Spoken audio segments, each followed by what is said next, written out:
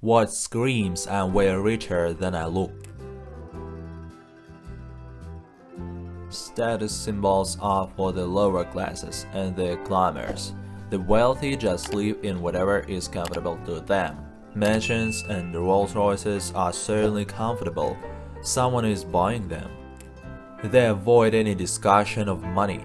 When paying for anything, they like to do it privately, quietly, before anyone else is aware. So you end up walking in and out of places feeling like you haven't paid, almost as if money doesn't exist. They don't flaunt it. I was dating a girl and didn't realize she and her whole family were rich until her dad picked us up for dinner in a brand new Mercedes, proceeded to pay for everything during our trip, and our Christmas presents were first-class flights to the US from Australia for a ski holiday. That's around $11,000 per person. He also financially supports his other daughter at Cornell University, living in the US. I grew up poor, and still I am, lol. But I never realized how poor until I met that family. Look at the watch and shoes, that's always the tell. Some rich people dress like shit, but they always get good watches. I work at a luxury resort. People call to book rooms with me all day and they aren't cheap. I can tell when it's obvious a young couple who had to scrap together the dough for the cheapest room. But every once in a while, I'll get a call from someone who casually calls and asks to book the biggest room without asking for the price. They know exactly what they want, and the price means nothing to them. 2.5 thousand a night? No biggie, here's my card number. When she's smoking hot and you look like a broke-ass Ron Jeremy. Not flexing their shit, but you still feel like they flex their Lego Death Star at you. Can someone translate? They're so rich, even when they don't flex you feel like they're flexing because they have so much stuff you can't ignore. One of my high school bros is fucking rich, while the rest of us are very normal.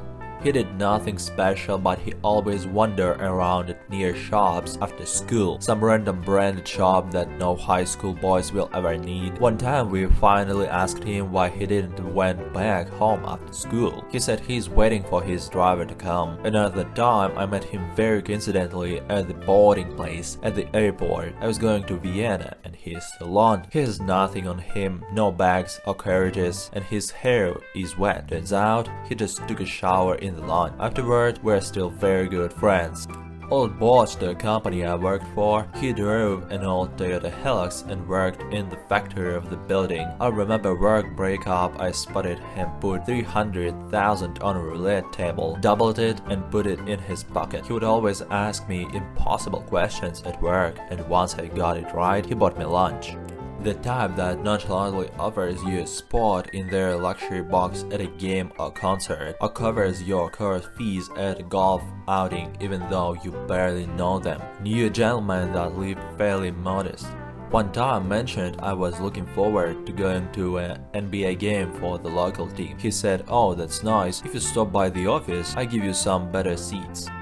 I didn't think much of it, but did need to go by the office for work. Checked in at the front. "Hey, I'm so and so and here to see boss." "Oh, hello, I have your courtside tickets and he will be down in a few to sign your form."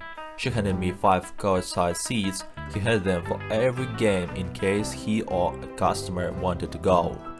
Brand new car, top of the range, all the optional extras, but it's a Toyota Corolla. There's a rich neighborhood near where I live, £1,000,000 plus houses and the like, and picturesque part of town that looks like the Little Biscuit tin. You'd expect Range Rover and Audi as far as the eye can see, but almost everything is a small hatchback.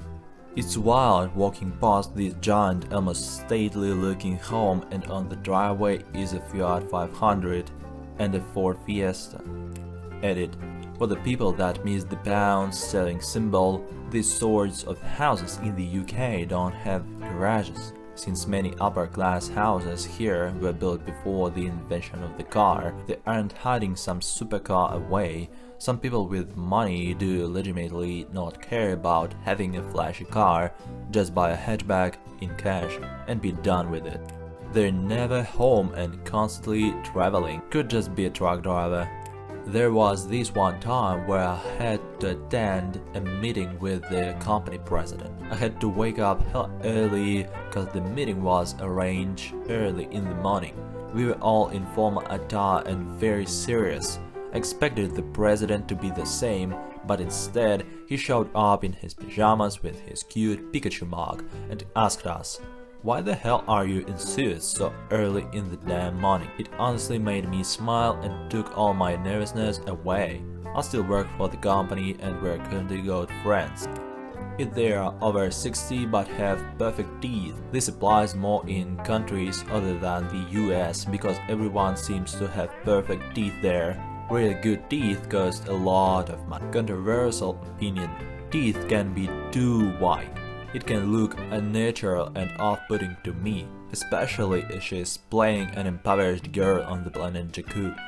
Not knowing prices for common household items, foodstuffs. Either they're getting the super deluxe version and don't know the standard price, or they haven't done their own food shopping for years. So one banana, what could it cost? $10?